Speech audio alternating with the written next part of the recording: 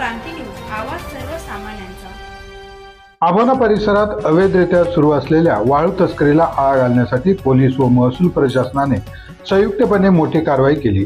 17 जुलै रोजी सकाळी प्रशासनाच्या पथकाने नदी नाल्यांमध्ये पायपीट करत कारवाई केली असता प्रशासनाची चाहूल लागताच वाळू तस्करांनी रस्त्यातच वाळू टाकून ट्रॅक्टरसह धूम ठोकली। त्यामुळे या कारवाईने तस्करांचे चांगलेच धाबे दणाणले पाहायला मिळाले आहे। आभोना व पश्चिम पट्ट्यात यापूर्वीही प्रशासनाने अशा स्वरूपाच्या कारवाया केल्या होत्या, परंतु तस्करांनी चोरीछुप्या पद्धतीने वाळू उत्खनन सुरूच ठेवले होते। मात्र या भागात पुन्हा अवैध उत्खनन सुरू असल्याची माहिती मिळताच महसूल आणि पोलीस यंत्रणांनी तात्काळ कारवाई करत वाळू तस्करी रोखण्याचा प्रयत्न केला।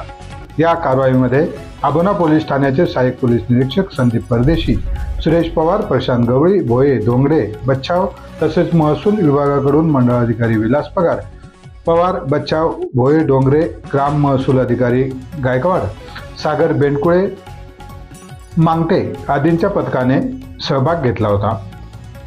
प्रशासनाकडून सांगण्यात आले की अवैध वाळू आणि मुरुम उत्खननाविरुद्ध अशाच प्रकारे सातत्याने कडक कारवाया करण्यात येतील, तसेच नागरिकांनी अशा गैरकृत्यांची माहिती तातडीने प्रशासनास कळवावी असे आवाहनही प्रशासनाच्या वतीने करण्यात आले आहे। या कारवाईमुळे वाळू तस्करांमध्ये चांगलेच भीतीचे वातावरण निर्माण झाले असून प्रशासनाच्या पुढील भूमिकेकडे सर्वांचे लक्ष लागले आहे। महाराष्ट्र क्रांती न्यूज साठी वृत्तसंकलन विभाग, आभोना, कळवण।